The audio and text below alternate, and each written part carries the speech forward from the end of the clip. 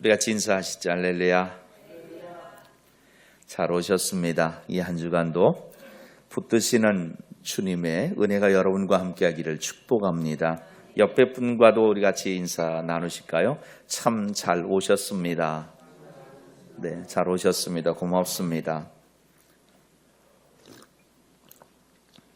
우리가 지금 자연의 네 계절 중 겨울을 지나고 있습니다. 겨울도 아마 겨울이라는 이 계절 한가운데에 있는 것 같습니다. 이 한 주간도 상당히 추운 그러한 날이 계속될 거라고 예보하고 있습니다. 그런 차가운 바람, 무성한 잎이 있던 나무들은 나뭇잎을 다 떨군 채 벌거벗겨진 모습처럼 그렇게 거리에 서 있습니다. 대지도 다 얼어붙었습니다. 우리는 이러한 모습들을 통해서 자연이 우리에게 보여주는 겨울을 실감하게 되죠. 그런데 이 겨울이라고 하는 계절은 우리 삶에서도 어떤 삶의 환경을 통해 겨울 같은 느낌을 받을 때가 있어요.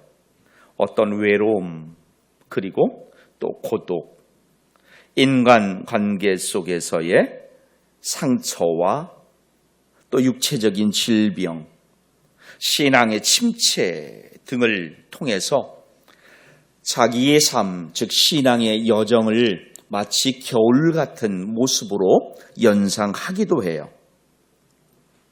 그런데 여러분, 이 자연현상에서 겨울이라고 하는 이 시간은 모든 자연 만물이 죽어있는 시간이 아니라는 거죠. 분명 겨울은 모든 만물을 움츠러들게 만듭니다. 그런 가운데서도 생장은 멈추지 않고 있습니다. 마찬가지로 하나님은 인생 한 사람 한 사람의 삶이 겨울 같은 환경의 모습을 살아가고 있을지라도 멈춤이 아닌 준비의 계절로 사용하신다고 하는 사실입니다. 삶의 여정 가운데서 우리는 분명 겨울 같은 그러한 황량한 시간을 지납니다. 겨울 같은 때를 겪을 수밖에 없습니다. 하나님은 침묵하시는 것 같습니다. 그러나 침묵하시는 것 같은 그 상황 속에서도 하나님은 여전히 일하고 계신다라는 것입니다. 오늘 우리가 읽은 이 본문 디모데후서 4장 9절로 13절의 말씀은 어떤 내용입니까? 바울 사도의 삶의 환경이 마치 겨울 같은 삶, 그럼에도 불구하고 그 겨울 같은 삶 속에서도 다른 봄과 여름과 가을과 같은 계절이 있음을 그는 붙들면서 복음의 씨, 그 믿음의 씨를 뿌리는 그러한 삶의 모습을 보게 됩니다. 여러분, 바울 사도의 현재 상황을 가만히 들여다보면요, 어떤 상황인 것 같습니까? 바울 사도가 예수님의 복음을 전하다가 로마 감옥에 갇혔습니다. 그리고 그 감옥에서 겨울을 맞이합니다. 계절로도 겨울입니다. 환경적으로도 감옥에 겨울 같은 감옥에서의 삶입니다. 그 가운데에 바울 사도는 그의 영적인 아들인 그 사랑하는 디모데에게 편지를 쓰고 있습니다. 그리고 말씀을 들여다보면은 디모데에게 세 가지 요청하는 것이 있습니다. 내게로 빨리 오라 하는 그 말 가운데에 그가 요청하는 것이 무엇입니까? 옷을 가져다 달라는 것입니다. 마가를 데리고 오라는 겁니다. 가죽 종이를 가지고 오라는 것입니다. 여기에서 말하는 이 바울 사도의 세 가지 요청은 단순한 필요가 아니에요. 겨울 같은 삶의 상황에서도 복음을 향한 결단을 보여주는 신앙의 상징과도 같습니다. 바울을 통해 깨닫게 하시는 하나님의 그 은혜가 오늘 이 말씀 가운데 있습니다.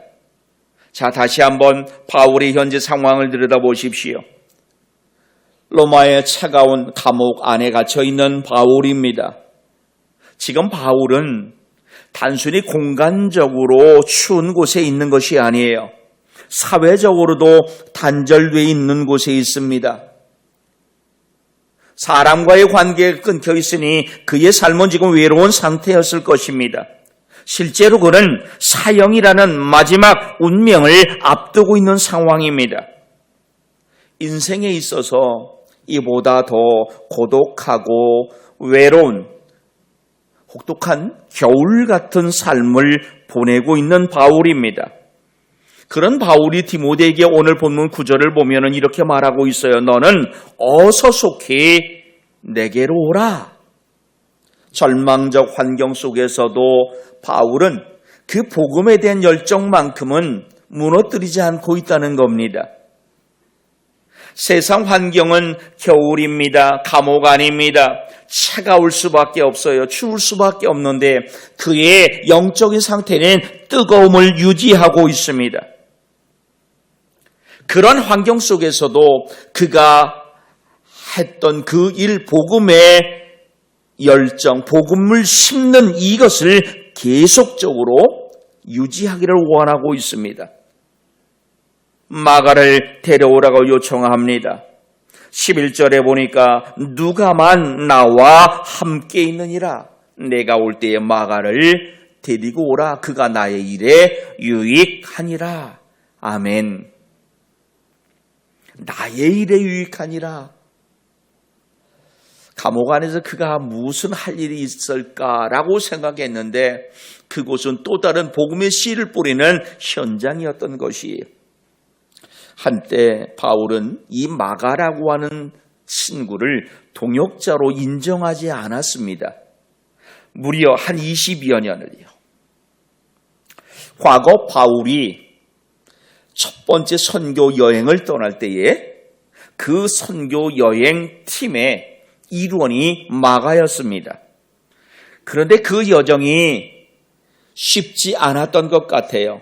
어떠한 연유인지는 정확하게 성경에 기록되어 있지 않습니다만 이 마가라고 하는 사람이 바울의 선교 여정에 함께 하다가 버가라고 하는 곳에서 그만 집으로 돌아가고 말았습니다. 사도행전 13장 13절의 말씀을 보니까 바울과 및 동행하는 사람들이 바보에서 배 타고 밤빌리아에 있는 버가에 이르니 요한은 그들에게서 떠나 예루살렘으로 돌아가고 아멘. 여기서 말하는 이 요한이 마가 요한이에요. 이후 첫 번째 선교 여행을 마치고 두 번째 선교 여행의 팀을 꾸릴 때에 바울은 바나바라고 하는 사람과 이 마가를 두고 의견 충돌을 일으킵니다. 첫 번째 선교 여행에서 다시 예루살렘으로 돌아갔던 마가를 바울은 기억하는 것이고 그럼에도 불구하고 바나바는 그러한 마가를 다시 이 두 번째 선교 여행의 팀원으로 같이 데리고 가기를 원한 것이 결국 이로 인해 바울과 바나바가 두 번째 선교 여행에서 서로 각자의 길로 헤어졌어요. 그 유명한 바울은 누구를요? 실라를 데리고 가요. 그리고 바나바는 마가를 데리고 흩어져요.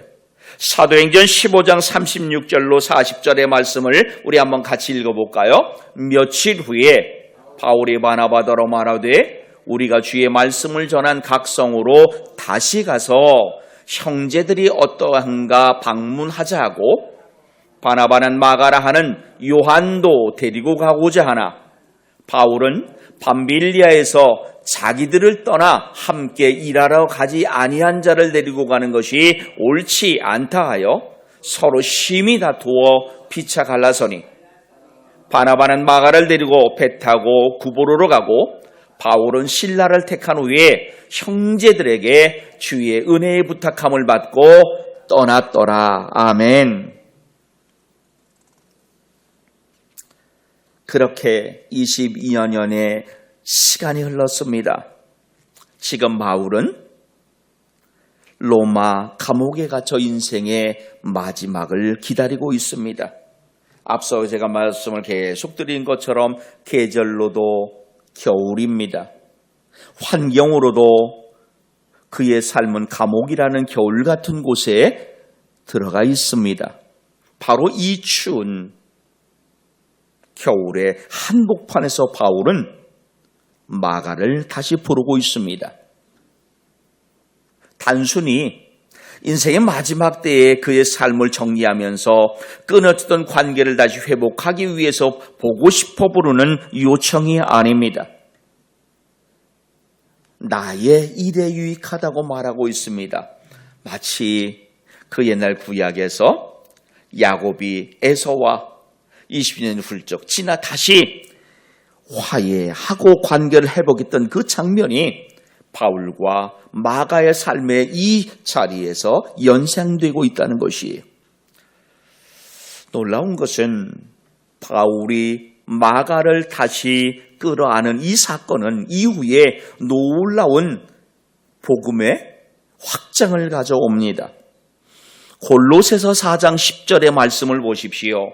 나와 함께 갇힌 아리스다고와 바나바의 생질 마가와 아멘. 1차 선교 여행 때는 힘들었었는지 어쩌는지 다시 예루살렘으로 돌아갔던 마가인데 저 부분에서는 같이 복음을 위해 복음의 씨를 뿌리다가 감옥에 갇힌 모습이 나오고 있어요. 뿐만 아닙니다. 이후에는 그 유명한 베드로 사도와 복음을 같이 증언하는 증언자가 되었어요. 베드로전서 5장 13절의 말씀이 정말 중요해요. 우리가 흔히 말하듯이 밑줄 아주 굵은 글씨로 표해놓고 마음에 담아야 될 부분이죠. 같이 한 번만 읽어볼까요? 택하심을 함께 받은 바벨론에 있는 교회가 너희에게 문안하고 내 아들 마가도 그러하느니라. 아멘. 여러분, 이 말씀이 어디에 기록되어 있어요? 베드로 전서에. 베드로 전서는 누가 기록한 거예요? 베드로 사도가 기록했어요. 그럼 베드로 사도는 지금 마가를 어떻게 부르고 있어요? 내 아들 마가라는 것이에요. 여러분, 우리가 잘 아는 것처럼 바울 사도에게 디모데는 어떠한 존재예요? 영적으로 아들이라는 표현을 쓰고 있어요. 마찬가지로 베드로 사도는 마가를 영적으로 아들처럼 생각하고 있어요. 제자 중에 제자. 바울에게는 디모데가 있었고 베드로에게는 바로 이 마가 요한이 있었다는 것이에요. 분명 마가는 예수님의 직접적 제자가 아니었던 것을 우리가 알고 있잖아요. 12제자 중 한 사람이 아니에요. 그럼에도 예수님의 생애를 기록한 책, 즉 마가복음을 맨 처음 기록한 사람이 바로 이 마가 요한입니다. 그가 베드로 사도를 따라다니면서 베드로의 간증과 이야기를 통해 듣고 그 말씀을 기록해 놓은 것이에요. 그래서 우리는 마가복음을 다른 말로 뭐라고 말해요? 베드로의 복음이다라고도 말하는 이유가 여기에 있는 것이에요. 사랑하는 여러분, 지금 우리 환경이 바울처럼 차가운 겨울 같지는 않은지 모르겠습니다. 삶의 환경이 절망적일지라도 복음의 씨를 계속 뿌리는 우리이기를 축복합니다. 믿음은 멈추는 것이 아니라 뒤돌아서는 것이 아니라 정진하는 삶이 되기를 축복합니다. 뿐만 아니에요. 우리는요, 삶의 길에서 때때로 의도치 않은 건강의 겨울 같은 때를 만나기도 하죠. 젊음만 유지하는 것이 아니라 젊어도 질병이라고 하는 이 겨울 같은 환경은 우리를 절대 피해가지 않습니다. 병으로 인해 몸이 약해져요. 이전처럼 활동에 제약을 받는 것이에요. 마음이 움츠러질 수밖에 없죠. 우리가 잘 아는 바울 사도 역시 그러한 질병의 고통을 안고 살아간 사람입니다. 고린도후서 12장에서 바울은 자기 자신에게 있는 그 고통을 육체의 가시라고 표현을 했어요. 그 질병의 고통이 그의 삶 전체에 항상 동반자처럼 따라다녔다는 것이에요. 여러분 고린도후서 12장 7절의 말씀을 보십시오. 여러 계시를 받은 것이 지극히 크므로 너무 자만하지 않게 하시려고 내 육체에 가시고 사탄의 사자를 주셨으니 이는 나를 쳐서 너무 자만하지 않게 하려 하심이라. 아멘. 하나님께서 바울 사도를 크게 사용하시려고 정말 엄청난 은혜를 주셨다는 것이에요. 그 은혜를 그대로 세상 가운데 드러나면은 자기는 가슴에 어깨에 온갖 세상 명예를 주렁주렁 달아놓는 존재가 될 수밖에 없다는 겁니다. 그래서 그것을 방지하려고 하나님이 그에게 겸손한 도구 하나를 주신 거예요. 그게 육체의 질병이라고 바울 사도는 고백하고 있습니다. 그럼에도 그가 그 육체의 고통이 얼마나 심했는지요. 고린도후서 12장 이어지는 8절의 말씀을 보면은요, 이것이 내게서 떠나가기 위하여 내가 3번 주께 간구하였더니라고 말해요. 그런데도 하나님은 그 바울 사도의 기도를 외면하시고 있어요. 그 기도에 응답하지 않으세요. 고쳐주지 않으셨어요. 오히려 바울에게 약함 속에서 하나님의 능력이 드러나는 복음의 역사를 가르쳐 주시고 있어요.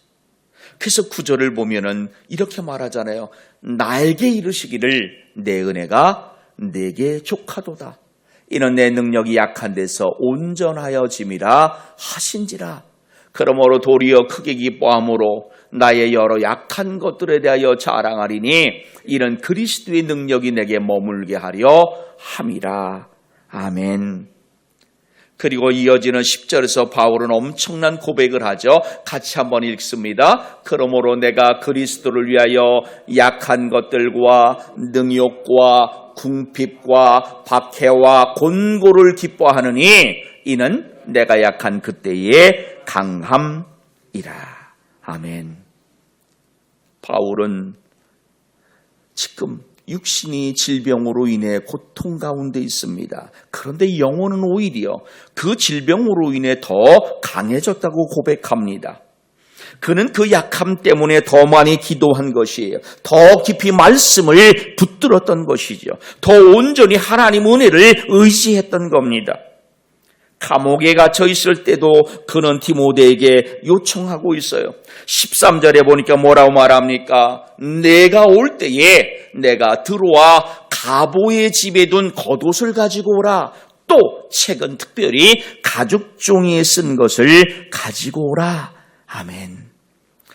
이 가죽 종이라는 것은요, 성경 학자들에 의하면 성경이나 어떤 중요한 기록을 기록해 놓았던 책이 아주 중요한 책이랍니다. 죽음을 앞둔 바울이 마지막까지 무엇을 보고자 했을까요? 하나님 말씀이었을 거예요. 결국 그는 육신으로는 질병 가운데 있지만 이 영혼을 살리는 생명의 양식은 바로 성경이었다는 것을 알고 붙들었다고 하는 사실이죠. 뿐만 아닙니다. 21절에서 디모데에게 이렇게 말합니다. 너는 겨울 전에 어서 오라. 닥칠 겨울. 아마 이건 계절적인 겨울인 것 같아요. 바울은 그 겨울 전에 빨리 디모데 오길 바랬던 것이에요. 무엇을 가지고? 이 말씀을 가지고. 옷만 아니라, 마가뿐만이 아니라. 여러분, 그는 분명히 자신이 여기에서 색을 마칠 것, 즉 사형당할 것을 알았어요. 감옥이라고 하는 환경, 늘 그를 괴롭혔던 이 질병, 인생의 겨울 한복판에서도 그는 여전히 말씀을 가까이 하고 있습니다. 마가와 함께 복음의 동역자로 굳건히 서기를 원하고 있습니다. 그 결과 그는 모든 삶의 정황 가운데서도 이길 수 있는 담대함을 가졌어요. 그 고백을 빌립보서 4장 13절에서 이렇게 말합니다. 같이 한번 읽어봅니다. 아멘. 이 말씀을 붙드시는 저와 여러분이기를 축복합니다. 이 고백은 바울 사도의 환경이 봄날 같은 상황에서 펼쳐진 고백이 아닙니다. 가을 같은 결실의 환경에서 펼쳐진 고백이 아니에요. 겨울이라고 하는 환경 가운데에서 하나님의 말씀을 붙들고 기도로 하나님을 붙드는 가운데 고백한 고백입니다. 결국 이 고백, 이 능력은 예수 그리스도 안에서 흘러나온 힘이었던 것이에요. 내게 능력 주시는 자 안에서 내가 모든 것을 할 수 있느니라. 올 한해 우리가 삶의 여정, 믿음의 여정에서 우리가 할 수 있는 힘이 예수 그리스도를 통해 오는 힘과 능력이기를 축복합니다. 오늘 우리 가운데에 오늘 기도자가 기도한 것처럼 환경에 겨울을 지나는 분들이 계실 것 같아요. 건강에 겨울을 지나는 분이 계실 수도 있어요. 몸과 마음이 함께 지쳐지는 시간을 지나는 분이 계실 수 있어요. 여러분, 낙심하고 절망하기보다 약함 속에서 하나님 은혜를 사모하시기를 부탁합니다. 말씀과 기도로 복음의 씨를 뿌리는 믿음에 정진하는 삶이기를 축복합니다. 하나님은요, 분명히 치료하시는 분이에요. 환경을 바꾸어 주시는 분이에요. 출애굽 15장 26절에서 이렇게 말씀합니다. 이르시되 너희가 너희 하나님 나 여호와의 말을 들어 순종하고 내가 보기에 의를 행하며 내게 명예 귀를 기울이면 내 모든 규례를 지키면 내가 애굽 사람에게 내린 모든 질병 중 하나도 너희에게 내리지 아니하리니 나는 너희를 치료하는 여호와임이라. 아멘. 환경의 겨울, 육신의 겨울 가운데 있다면 오늘 하나님 앞에 치유를 놓고 기도하기 전에 내 삶이 하나님과 더 가까워지기를, 하나님만을 붙들기를, 사모하기를 부탁합니다. 하나님밖에 없음을, 이 삶의 환경, 이 삶의 겨울 같은 환경을 벗어나게 해줄 분은 하나님밖에 없음을 고백하는 삶이기를 부탁합니다. 우리가 분명히 기억해야 될 사실 하나가 더 있어요. 사람의 한계, 그것은요 바로 하나님 은혜가 시작되는 시작점일 수 있다는 것입니다. 여러분, 마가복음 5장 34절의 말씀을 보십시오. 예수님께 나오는 이에게 놀라운 일이 일어났어요. 오늘 이 일이 우리에게도 일어남을 믿으시길 부탁합니다. 마가복음 또한 10장 27절의 말씀을 보시면 이렇게 말합니다. 사람으로는 할 수 없으되 하나님으로는 그렇지 아니하니 하나님으로서는 다 하실 수 있느니라. 아멘. 오늘 우리는 복음 안에서 바른 분별도 함께 가져야 돼요. 예수님 앞에 나온다고 모든 육체적 질병이 낫는다는 보장은 분명 없어요. 왜냐하면 바울도 육체의 가시를 놓고 3번 기도했음에도 하나님 약한 가운데에 그를 자만하지 않고 더 겸손한 하나님의 종으로 사용하시려고 한 모습을 우리가 볼 수 있기 때문인 것이에요. 고린도후서 12장 9절에 있는 말씀을 우리가 보았잖아요. 그죠? 내 은혜가 내게 족하다. 내 능력이 약한 데서 온전하여 지니라. 분명 성경은요, 질병의 치유를 믿음과 연결해요. 그러나 모든 질병의 치유가 믿음의 크기로 결정되는 것은 아니라는 거죠. 하나님은 때로 질병을 고치세요. 때로는 질병 가운데 더 깊은 영적인 유익과 은혜를 경험하게 하세요. 분명한 것은 이것입니다. 약한 자를 통해 강한 일을 이루신다는 것이에요. 이 말씀을 붙드시길 부탁합니다. 시편 126편 5절에서 시인은 이렇게 말하고 있어요. 눈물을 흘리며 씨를 뿌린 자 기쁨으로 거두리라. 아멘. 여러분, 지금 우리가 바울 사도의 삶의 여정의 끝부분에서 지금 고백하는 이러한 일들을 보고 있어요. 환경적으로도 감옥이라는 겨울이네요. 그죠? 육체적으로도 질병을 안고 있는 그러한 겨울 같은 삶이네요. 계절적으로도 실제로 겨울의 삶이에요. 뿐만 아니에요. 바울은 지금 인간관계에서도 겨울 같은 삶을 지나고 있습니다. 여러분 10절로 12절에 보니까 그의 곁에 있던 많은 동역자들이 떠나고 있어요. 특별히 대만은 이렇게 말해요. 세상을 사랑하여 나를 버리고 데살로니가로 갔다. 그리스게는 갈라디아로 갔다. 디도는 달마디아로 갔다. 누가만 나와 함께 있다. 외로움, 깊은 고독의 겨울, 바울은 여기서 결단합니다. 앞서 보았듯이 20년 전 관계를 끊었던 그 마가를 다시 불러들이고 있어요. 관계를 회복하기 위해 디모데에게 그를 데려오라 부탁합니다. 단순한 개인적 화해와 회복을 넘어 복음은 우리의 사람과 사람의 관계가 깨어진 것도 다시 회복할 수 있는 능력이 있음을 보여주시는 말씀인 것이. 그래서 에베소서 4장 32절에 보니까 서로 친절하게 하며 불쌍히 여기라. 서로 용서하기를 하나님이 그리스도 안에서 너희를 용서하신 같이 하라. 아멘. 잠언 10장 12절에서 지혜자는 또 우리에게 이렇게 말해요. 한 번만 마지막으로 다시 읽어봅니다.